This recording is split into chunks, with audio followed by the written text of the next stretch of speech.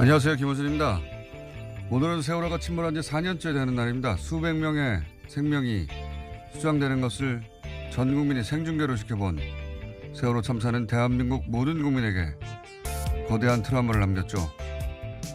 그런데 당시 박근혜 정부가 내놨던 침몰 원인, 검경 합동수사본부의 결론을 대법원이 기각했다는 사실을 알고 계십니까?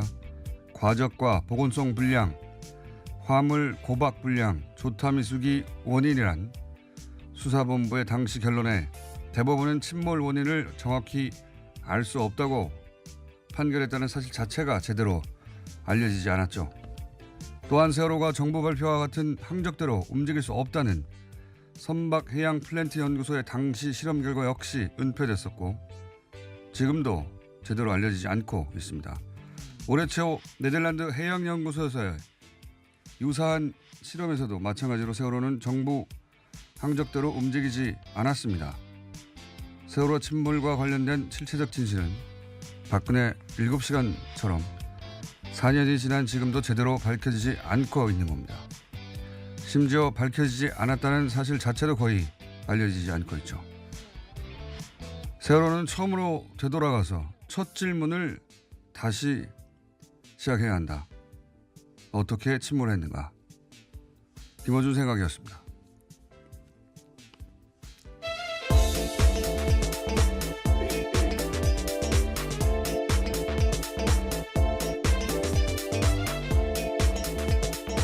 시사인의 김은지입니다. 네.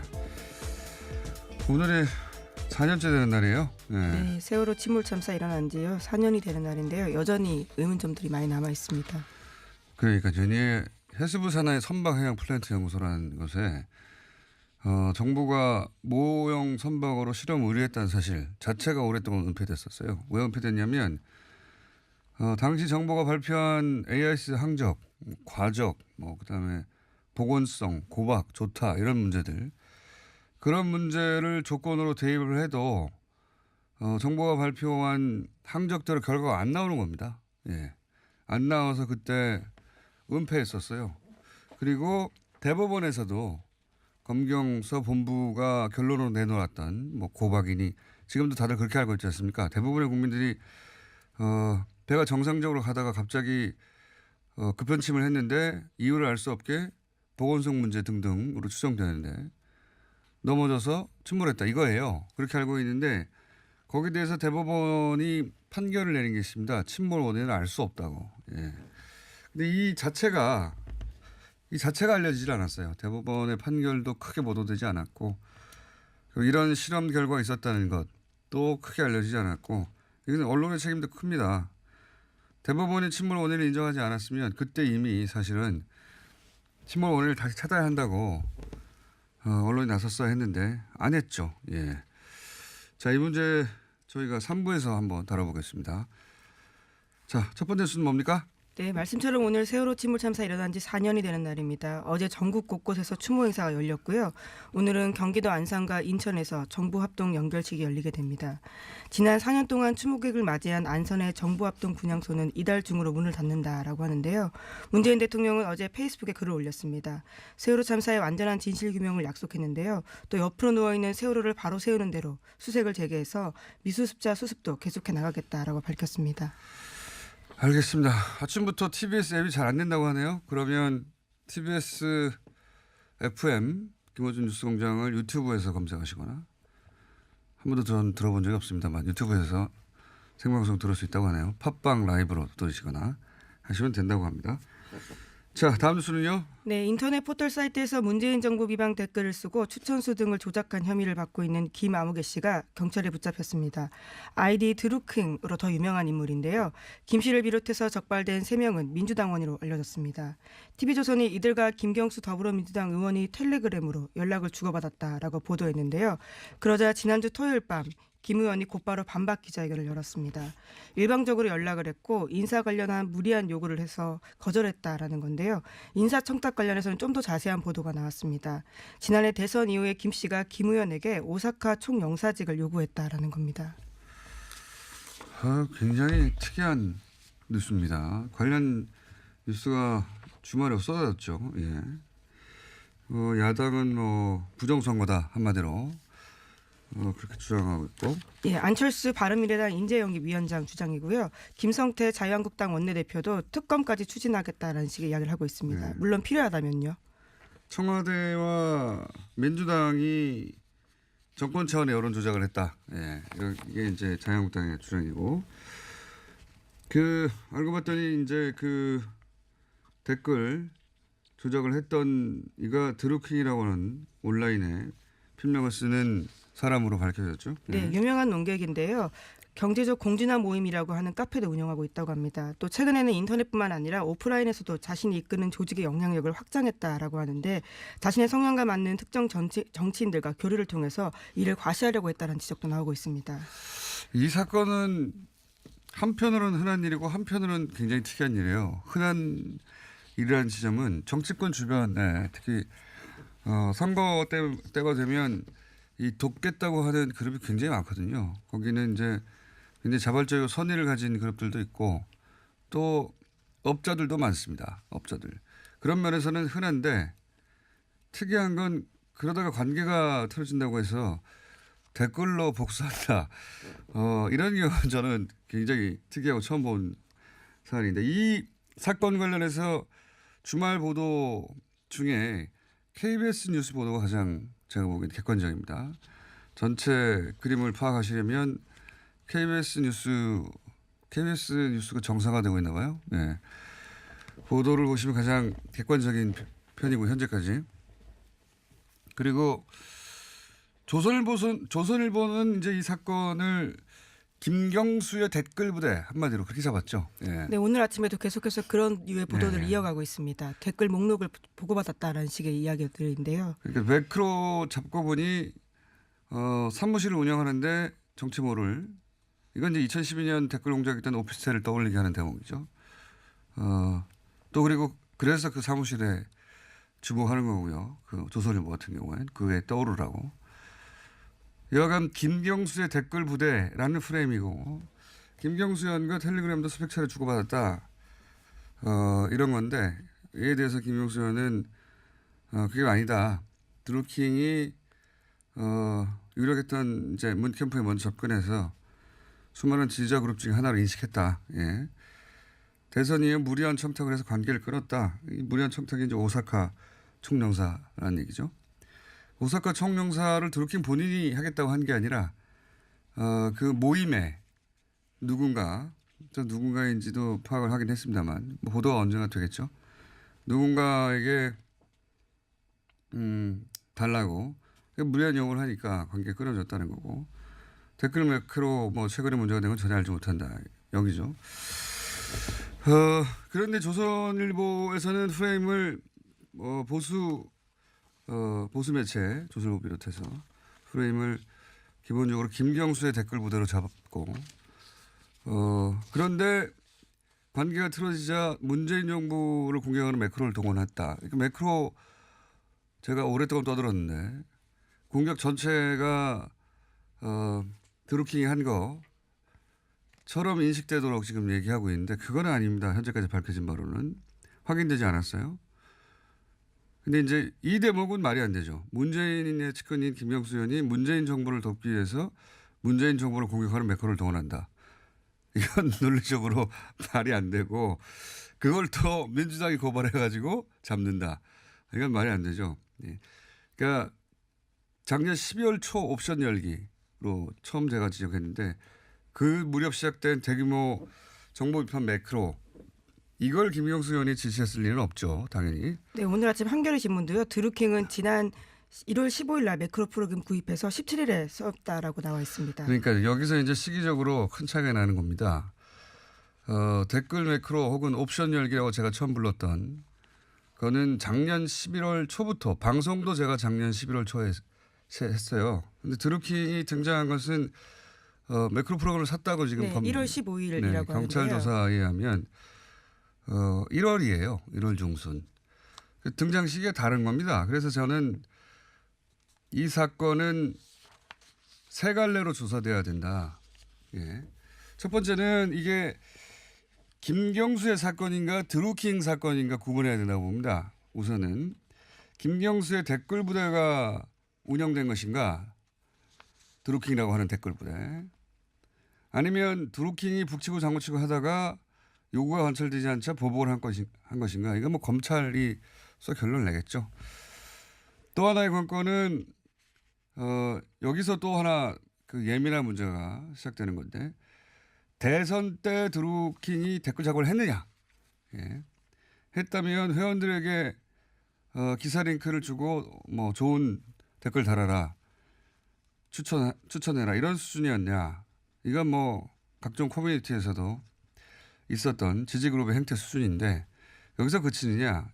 이렇게 되면 민간인이고 법적 처벌이 안 될 텐데 사건도 거기 전결되고 아니면 김경수 의원의 지시에 의해서 매크로를 동원한 대규모 불법이 있었느냐. 이건 이제 큰 문제가 되는 거죠. 역시 검찰 수사를 통해 결론이 날 것이고. 두 번째는 방금 말씀드렸듯이 이 옵션 열기 12월 초부터 제가 옵션 열기라고 방송도 남아 있습니다. 뉴스 음식에. 제가 처음 제기했기 때문에 대대적인 매크로 댓글 공작의 몸통이 드루킹인가? 아니면 드루킹은 나중에 복수진 때문에 그냥 합류했을 뿐인가? 거기 올라탔을 뿐인가? 이거가 굉장히 중요합니다. 왜냐하면 지금은 드루킹이 모든 걸 다 한 것처럼 지금 보수 매체에서 몰고 가는데 두 사건은 전혀 다른 사건일 수 있는 겁니다. 예. 제가 현재까지 취재한 바로는 시기적으로 맞지 않아요. 오늘 한겨레에서도 보도가 있었지만 1월 초라고 하면 그 이전 한 달 반 동안 있었던 대규모 매크로는 그럼 누가 한 것이냐. 예. 이건 별도의 사건일 가능성이 매우 높다.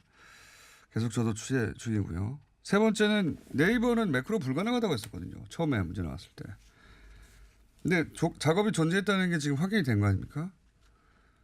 네이버는 몰랐는가 아니면 알고도 방치했는가. 네이버의 책임 부분도 따져봐야 되는 겁니다. 이 세 가지 포인트를 일단 짚어두고 앞으로 계속 업데이트 하겠는데 오늘은 우선 드루킹 모임이 어떤 모임인지 모임 회원분 한 분을 저희가 잠시 후 연결하기로 하겠습니다. 근데 시간이 벌써 다 됐네요. 네, 삼성 관련된 뉴스만 짧게 그럼 전해드리겠습니다. 예, 고용노동부가 삼성 반도체 공장의 작업 환경 측정 보고서를 공개하겠다라고 결정했는데요. 그러자 삼성 쪽에서 강하게 반발하고 있습니다. 영업 비밀이라고 하는 건데요. 이 주장을 보수 언론과 경제지가 적극 전파하고 있습니다. 하지만 시사인이 입수한 산업보건학회 보고서를 보면요. 영업 비밀이 아니다라고 판단하고 있는데 이 분야 가장 전문가 집단이라고 할 수 있습니다. 그렇군요. 오늘은 세월호와 이 드루킹 관련 이게 파급력이 굉장히 큰 뉴스거든요. 그리고 삼성 이야기. 삼성은 미전실에 보고됐다는 거죠, 한마디로. 예, 또 노조와의 공작 관련해서는요. 삼성그룹 미래전략실이 개입한 정황을 검찰이 포착했다고 SBS가 보도했습니다. 알겠습니다. 미전실에 보고됐다는 건 결국은 이재용 부회장의 책임이라는 얘기이기도 하거든요. 예, 이 문제도 저희가 계속 짚어보겠습니다.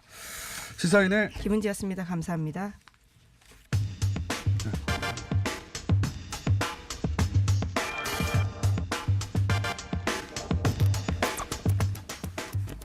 자, 드루킹 논란이 되고 있죠. 과연 어떤 성격의 모임이었는지, 왜 정부 비판 댓글을 단 것인지 의문인데 이 모임의 회원 활동을 하셨던 분 한번 연결해 보겠습니다.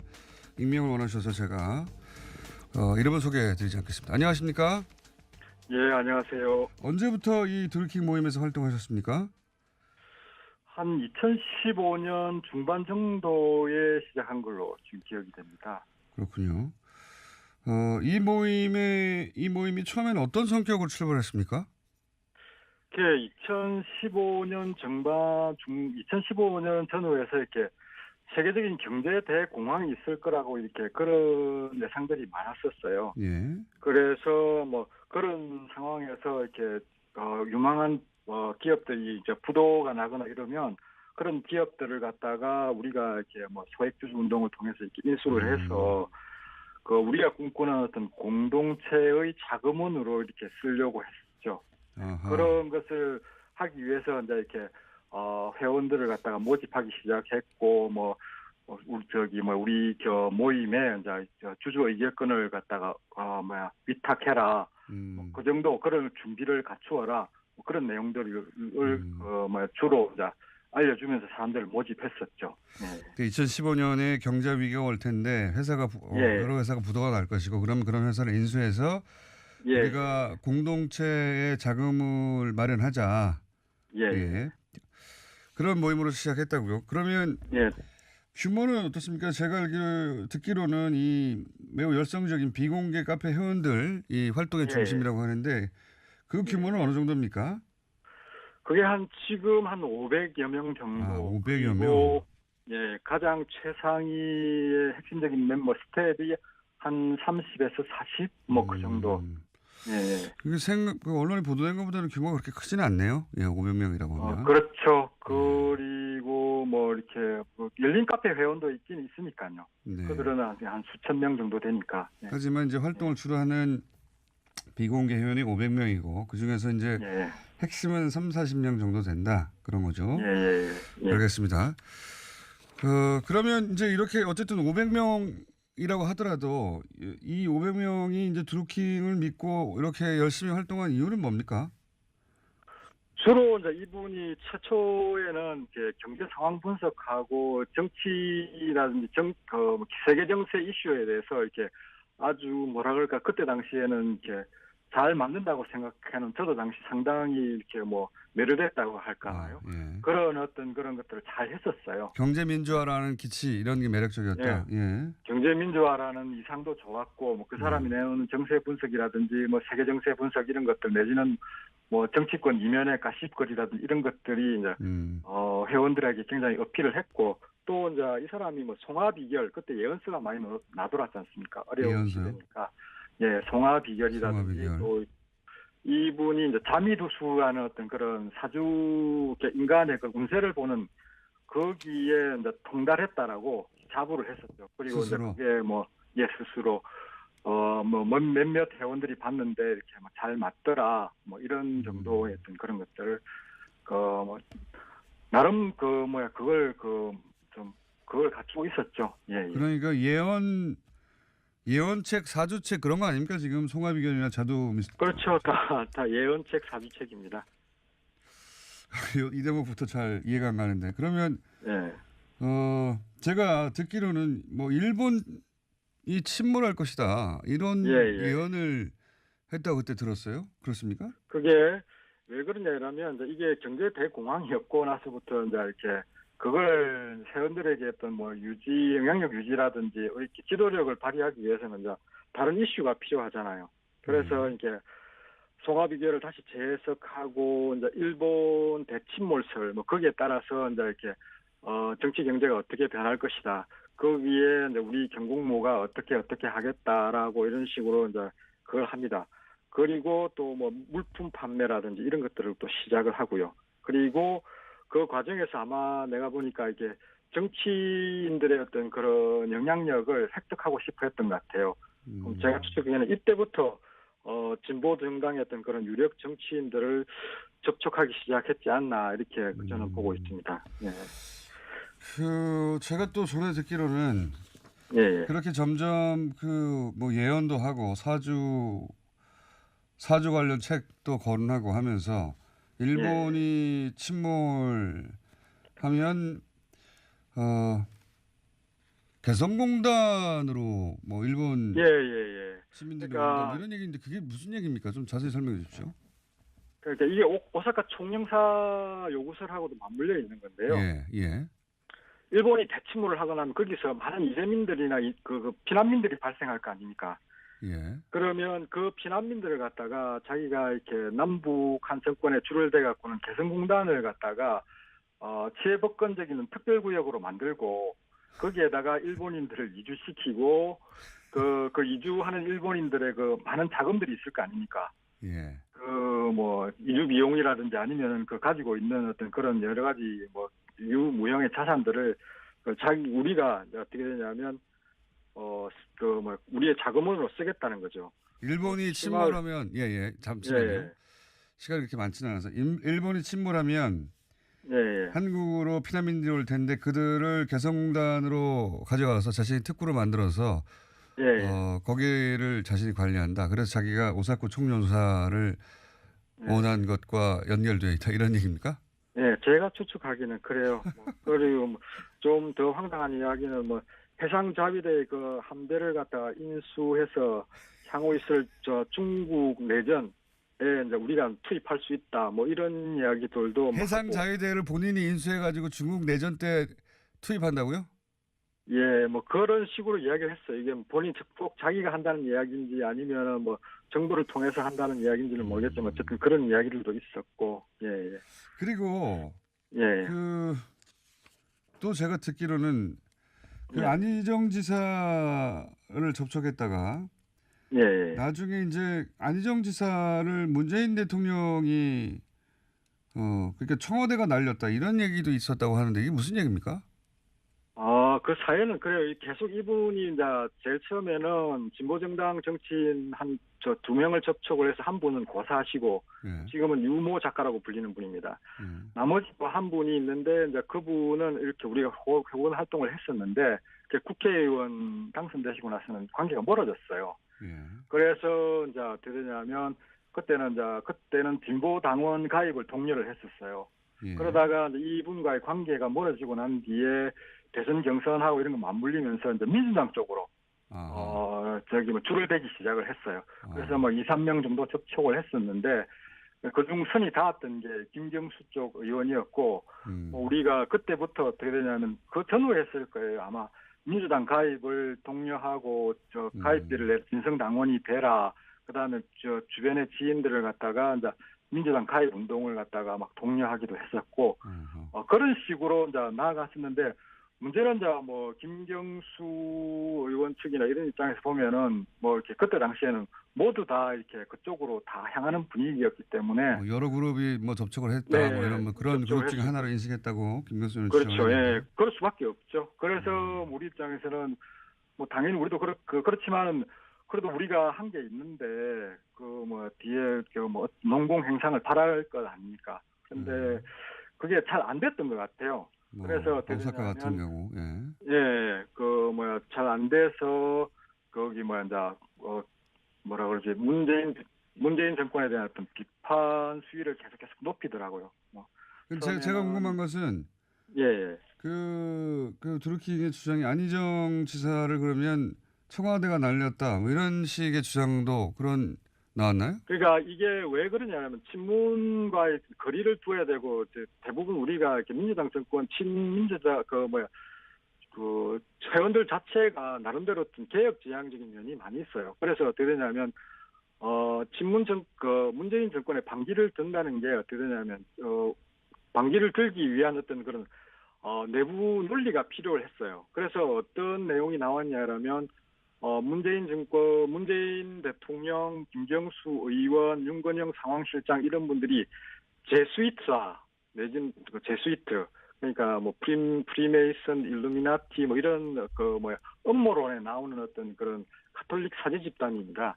그쪽 제스위트로 몰고 그들이 이제 이렇게 청와대를 장악했다. 카톨릭이 배경이고 네, 문재인 대통령 카톨릭이 배경인데 그래서 문재인 대통령 주변인들이 일종의 프리메이슨이어서 안희정 지사를 날렸다 이렇게 요약되는 내용입니까? 그렇죠. 그러니까 제가 이제 이 경공모 활동에 대해서 회의를 하고 지금 가장 골 때리게 생각하는 게 뭐냐면 일단 문 대통령이나 그분들 청와대 핵심 멤버들이 제스위타 그리고 노 대통령 죽음에 문 대통령이 관여했거나 최소한 방기에 책임이 있다. 문재인 대통령이 노무현 대통령 죽음에 책임이 있다고요? 그런 식의 주장까지 했습니까? 네, 관여했거나 아니면 최소한 방기에 책임은 있다. 이런 거가 나오고 그다음에 어떠냐면 안희정 지사가 날아간 걸 우리가 이제 김경수 의원이 가망이 없어지자 안희정 지사를 접촉을 했어요. 그래서 강연도 성사되고 이렇게 회원들의 호응이 굉장히 많았었는데 안희정 지사가 미투로 이렇게 낙마를 하자 어떻게 말하기 시작했냐라면 청와대 제스위트가 그 안희정 지사를 낙마시켰다. 그 제스위트라는 게 이제 지금 네. 청와대 내 프리메이슨의 어떤 뭐 교황청 혹은 뭐 카톨릭 예. 그런 세력이 있는데 그걸 제스위트라고 불렀다는 거죠? 예. 아, 이거 정말. 그렇죠. 저 선생님, 제가 시간이 다 예. 됐는데, 예. 저 여쭤볼 게 많은데 듣다 보니까 정말 흥미진진하기도 한데, 제가 오늘 예. 잠시 후 한 3, 4분 사이에 다시 시간을 마련해 잠깐 다시 연결하겠습니다. 지금은 예. 여기까지 해야 될 것 같고, 예. 3, 4분 사이에 다시 한번 연결하겠습니다. 오늘 말씀 그때 다시 연결해서 듣기로 하겠습니다. 네, 감사합니다. 예. 네, 3, 4분 사이 다시 연결하겠습니다. 4월 임시국회가 파행 중이죠. 예, 실업률이 최악이라고 하는데 홍종학 중소벤처기업부 장관 직접 모셨습니다. 안녕하십니까? 안녕하세요. 네, 굉장히 어렵게 장관 되셨죠? 네, 그렇습니다. 네. 장관 되자마자 문재인 대통령으로부터 꼭 이거는 해내야 된다. 그런 이야기 있었습니까? 근데 그 중소기업 중심경제를 만들어야 된다. 지금까지 대기업 수출에 뭐라 그럴까요? 그냥 외끌이 한국 경제였다면 이제는 중소기업이 중심이 되어서 뭐 새로운 경제를 만들어 가야 된다. 거기에 중소벤처기업부가 핵심적인 부선이 너무 뻔한 얘기 아닙니까? 아니 뭐 하여튼 중소기업부가 당연히 중소기업을 살려야죠. 네. 그러니까 이제 대통령께서 이렇게 얘기하셨어요. 그래서 중소벤처기업부에 거는 기대가 크다고 얘기를 하셔서 그래서 좀 무거운 책임감을 느끼고 있습니다. 고생 많이 하셨고요. 장관 되시느라. 근데 장관 되신 후에는 언론 인터뷰가 거의 없었습니다. 뭐 나름대로 좀 했는데요. 언론 그거보다는 기피증이 생기신 거 아니에요? 그렇지는 않습니다. 뭐 요즘도 저 한 달에 한 번쯤은 기자간담회 하고 있고요. 근데 그거보다는 지금 이제 조직을 추스려서 우리 그 중소기업을 저 혼자 해갖고 뭐 무슨 힘이 있겠습니까? 그러니까 우리 직원들하고 전부 같이 좀 하려고 내부 단속이라고 그럴까요? 내부 이렇게 소통에 좀 많이 신경을 써왔습니다. 알겠습니다. 일자리 추경한다는 건 이제 야당에서 반대하지 않습니까? 예. 이 추경 왜 해야 되는 겁니까? 일단 청년 실업률이 지금 너무 높아지지 않습니까? 근데 이게 구조적인 문제가 있거든요. 그러니까 이제 문재인 정부 출범 때부터 이게 예상이 됐던 건데요. 그 에코 세대라고 보통 얘기하잖아요. 그러니까 이제 베이비붐 세대. 사실 제가 이제 거기 끼는데 그러니까 저희 친구들 자녀들이죠. 그 자녀들이 지금 대폭 쏟아져 나오거든요. 이 향후 5년 동안. 그래서 평소보다 한 30만 명 이상에 되는 젊은이들이 일자리를 구하러 나와요. 네. 근데 그 기간이 지나가면 그다음에 또 청년 인구가 급격하게 줄어서 그다음에는 아마 사람들 구하기가 어려울 거다 이렇게 생각을 하는데 그 향후 5년이 지금 굉장히 어려운 그 기간이거든요.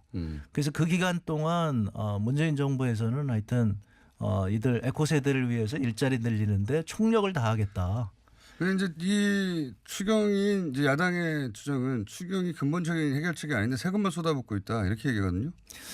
그게 이제 문재인 정부가 그전 정부하고 다른 거죠. 그러니까 이렇게 청년 일자리 문제가 생겼을 때 그전에는 대기업을 지원해서 대기업들이 이제 청년들 고용해라 이렇게 가는데 낙수 효과로. 예. 네. 그게 지금 지난 30년간 성공하지 않았거든요. 그 대기업은 오히려 일자리 줄이고 있고 그러니까 문재인 정부에서 이제 접근 방식을 좀 바꿔보자. 직접적으로 문제를 전공법으로 한번 돌파해 보자. 그래서 청년들에게 일자리를 만들어주는 그런 정책을 해보자. 이건 저는 뭐 굉장히 획기적인 정책이라고 생각을 하고요. 당장 그 금년에 효과를 내기는 어렵겠지만 이런 정책들이 지금 쌓여가게 되면 2, 3년 후에는 한 큰 효과를 내지 않을까 기대를 하고 있습니다. 이게 정부 차원에서 시대보지 않은 정책인데 성공 실패를 지금 야당에서는 실패를 예정된 정책이다 이렇게 평가하는 건데 그 단정하지 마라 이런 말씀이십니까? 그러니까 저희 생각은 이런 거죠. 과거에 노력은 했지만 과거의 정책은 실패하지 않았느냐. 그럼 그 정책을 또 하는 게 그게 맞겠느냐. 이제 새로운 실패했다. 네. 새로운 접근 방식을 한번 해야 되는 것이고 그것은 문제를 아주 직접 대책을 만드는 것이 맞지 않겠느냐는 거죠. 최저임금 인상을 해서 중소기업 굉장히 어렵다 이런 보도 굉장히 많이 쏟아졌거든요. 네. 그 부분에 대해서 코멘트하는 부분 있으십니까? 아니 일단 거기서도 뭐 마찬가지죠. 우리 최저임금 인상에 대해서는 지난 30년간 이제 양극화가 진행이 되어 왔기 때문에 임금을 인상해야 되는데 국민적 공감대가 있었다고 보여지고요. 기억하시는지 모르겠는데 지난 대선 때 5명의 대선 주자가 전부 최저임금을 올리겠다고 10,000원까지 올리겠다고 공약을 했거든요. 그렇긴 했죠. 이제 네. 조금 이제 기간만 2022년까지냐 2020년까지냐 하는데 2022년까지 되더라도 최저임금을 굉장히 빠르게 올려야 됩니다. 그러니까 그 얘기는 뭐냐면 5명의 대선 주자가 전부 올리기로 했고 우리 대통령께서는 그 약속에 대해서 약간 그 꼭 지켜야 된다는 강박 있으신 분. 강박이 좀 있으시잖아요. 네. 아주 철두철미하신 분이라서 그래서 이것은 약속이고 국민적 공감대가 있다. 그 또 저희가 올린 것도 아니잖아요. 최저임금 그 위원회에서 결정을 해서 거기서도 작년에 생각해 보니까 국민들이 이렇게 공감대를 갖고 있으니 올리는 게 맞지 않겠느냐 이렇게 했을 거고요. 근데 골목 상권 뭐 자영업자 이런 분들이 아르바이트 비용이 올라가서 너무 힘들다 이런 얘기 많이 보도됐지 않습니까? 그러니까 이제 저희가 말씀드리는 게 최저임금을 인상하는 이 근본적 이유가 양극화를 해소하자는 거고 그 이유가 바로 골목상권을 돕기 위한 거거든요. 골목상권이 왜 지금까지 침체해 왔느냐? 그 서민 경제에 돈이 안 돌아서 그런 거죠. 그럼 서민 경제, 서민들 지갑에 돈이 좀 돌면 그럼 가까운데 골목상권에 가서 물건 살 거 아니겠냐 이거죠. 그래서 첫 번째는 저희 말씀드리는 것은 이 정책 자체가 골목상권을 위한 정책이다. 그리고 두 번째 지금 말씀하신 대로 단기적으로는 문제가 좀 있으니 그거에 대해서는 정부가 적극적으로 지원하겠다. 그래서 지금 일자리 안정자금으로 지금 5조 원을 지원하는 거잖아요. 일자리 안정자금 3조 원, 또 보험료 1조 원, 또 그다음에 뭐 카드 수수료 인하 이렇게 1조 원. 그래서 이제 저는 그런 얘기를 하죠. 최저임금 인상에 대해서 경제학자들이 이게 부작용 많다 그러면 부작용이 있다는 것은 뭐 틀림없는 사실인데 정부가 이렇게 5조 원까지 하면서 적극적으로 지원한 사례가 있느냐. 만약에 이것이 잘 된다면 저는 이거는 경제학 교과서에 남을 굉장히 훌륭한 사례가 될 것이다. 저희는 이제 그 아까 말씀드린 대로 국민적 공감대하에서 최저임금이 올라간 것이고 그 부작용을 막기 위해서 우리 정부가 지금 총력을 다하고 있다. 어떤 정책이든 부작용은 있긴 있죠. 네, 그런데 네. 이제 부작용이 없다는 게 아니라 있는데 그 부작용을 최소화하는 정책으로 전체적으로 그 문재인 정부가 나아갈 방향으로 나가겠다 이런 취지 아니겠습니까? 그러니까 제가 생각할 때는 문재인 정부가 이전 정부하고 차이가 나는 건 그건 것 같아요. 뭐 모든 것을 완벽하게 할 수는 없는데 문제가 나면 그러면 즉각적으로 대통령을 비롯해서 국무회의하고 저희 이제 장관들 회의하면서 이 문제에 대해서 즉각 대응하는 이것이 저는 문재인 정부의 장점이 너무나 당연한 일이죠. 국민들이 요구하는 것을 정부가 해야 되는데 이런 것을 저희가 지금 관심을 많이 갖고 하고 있다는 말씀을 드리고 있습니다. 취임하시고 나서 오픈 이노베이션 네이션 100일째 이게 무슨 말입니까? 굉장히 저도 읽고 나서 이게 오픈 이노베이션 네이션이 이게 뭡니까? 이 오픈 이노베이션은 이게 개방형 혁신이라는 건데 네. 이게 지금 굉장히 중요한 거라고 저는 생각을 네. 하고요. 이게 한국 경제가 이제 나가야 될 길이라고 보는데요. 개방형 혁신은 맞죠 영어로? 네. 그러니까 이제 이렇게 생각하시면 돼요. 한국에 재벌 체제가 있잖아요. 네. 그러면 한국에서는 이제 계열사가 있고 네. 그다음에 계열사들의 물건을 공급하는 하도급 업체가 있는 거예요. 그렇죠. 근데 이 계열사와 하도급 업체 간의 거래는 굉장히 많은데 그 밖에하고는 거래를 안 하는 게 이게 한국 경제의 폐쇄성이거든요. 이게 재벌 그룹의 폐쇄성인 거죠. 재벌에만 납품하죠. 네, 그렇습니다. 근데 이게 이제 장점도 있는데 그러다 보니까 우리 서플라이 체인이라고 얘기하는데 그게 굉장히 신속합니다. 그러니까 삼성전자가 애플에 비해서 신제품을 만드는 속도, 이 공급하는 속도가 굉장히 빠르고 문제가 생겼을 때 대응 능력도 굉장히 빠르고 하도급과 딱 묶여 있기 때문에. 딱 묶여 있기 때문에. 그런데 문제는 뭐냐면 이 인공지능이라든가 이런 새로운 기술에 대해서 지금 그 새로운 창업 기업들이 그런 걸 막 만들잖아요. 예, 예. 그러니까 예를 들면 구글 같은 경우에 이제 새로운 AI 하는 기업들을 막 인수 합병을 그렇죠, 해가지고 그 기술을 받아들이는데 한국은 이게 안 되는 거예요 지금. 새로운 기술 혁신형 사업이 나올 수가 없다. 한국은. 기술 혁신이 나올 수가 없고 제가 이제 중소벤처기업부 장관이 되다 보니 중소기업을 열심히 도와봐야 이 중소기업들이 크질 못하는 거예요. 왜 못 큽니까? 왜냐하면 재벌 그룹의 이 폐쇄성으로 끼어들어가질 못하니까. 아 거기 못 들어가면 제대로 먹고 살기 힘들어서. 그래서 이제 끼어들어가게 되면 그 다음에는 납품 단가 쥐어짜게 하고 기술 탈취하고 아하. 이렇게 되니까 예. 중소기업들이 기술 개발에 욕구가 없죠. 대기업의 납품업체가 되는 게 웬만한 중소기업의 목표입니까? 그게 꿈이죠 지금 현재. 아, 그러니까 이런 상황에서는 그렇구나. 이제 이러다 보니 네. 대기업들도 경쟁력이 점점 떨어지는 거예요. 몇몇 대기업을 제외하고는. 네, 아니 그러니까 몇몇 대기업들도 지금 예를 들어 불안해지는 삼성전자 잘 나가지 않습니까? 현재 잘 나갑니다. 그러니까 아까 네. 말씀드린 대로 그 폐쇄형 혁신에 예. 장점이 있기 때문에 잘 네. 나가는데 삼성전자도 지금 한계를 느끼기 시작했고요. 특히 이제 문제가 되는 게 현대차 같은 경우에 예. 세계가 지금 새로운 전기차라든가 뭐 테슬라처럼. 자율주행차라든가 이런 건데 이 자율주행차 같은 경우에는 기술이 다 혁신 이 창업 기업에 있거든요. 아, 현대가 혼자 해결할 수 없고 결국 수많은 주변의 중소기업들이 협업이 돼야 되는데 지금 수직 계열화되어 있으니까 그게 안 된다. 안 되는 거죠. 그래서 현대차도 지금 막 나서서 이제 부랴부랴 이렇게 하기 시작했고요. 그러니까 이제 우리 정부에서도 그동안 아까 말씀드린 대로 계열사의 문제 이게 이제 예를 들면 이제 저 골목상권 침해하고 막 이러는 거, 예. 그다음에 이제 그 총수 일가한테 일감 몰아주고 이러는 문제, 예. 그다음에 이제 하도급업체 쥐어짜는 문제 이런 데에다가 이제 집중을 했다면 저는 이제 한 걸음 더 나아가서 중소기업 지원하고 그리고 대기업이 이 다른 중소기업들과 그러니까 이 그동안 이제 폐쇄형에 들어와 있지 않던 중소기업들과 거래하는 이 생태계를 만들어야 되겠다. 그게 어떻게 가능하죠? 지금까지는 다른 중소기업이 웬만한 좋은 기술을 개발하면 대기업이 고사시키거나 네. 뺏거나 둘 중 하나였잖아요. 그래서 이제 제가 생각할 때는 대기업들도 마찬가지로 이게 지금 그 관료 제도화돼서 그렇다, 관료 구조가 돼서 그렇다. 그러니까 손쉽게 돈을 벌 수 있으니까 네. 이렇게 어렵게 기술 개발하고 이러는데 안 한단 말이죠. 예, 예. 그래서 그거는 막겠다 우리가. 네. 우리 또 김상조 위원장께서 또 굉장히 잘하고 그래서 계시잖아요. 공정위가 중요하죠. 네. 예. 그래서 공정위가 그동안 이렇게 중소기업을 괴롭혀서 손쉽게 돈 벌던 것을 원천적으로 우리가 봉쇄하겠다. 대신에 대기업이 중소기업 지원하는 데 대해서는 우리가 적극적으로 지원하겠다. 제가 이 얘기하니까 대기업에서 깜짝깜짝 놀래요. 정말 그게 문재인 정부의 정책이냐.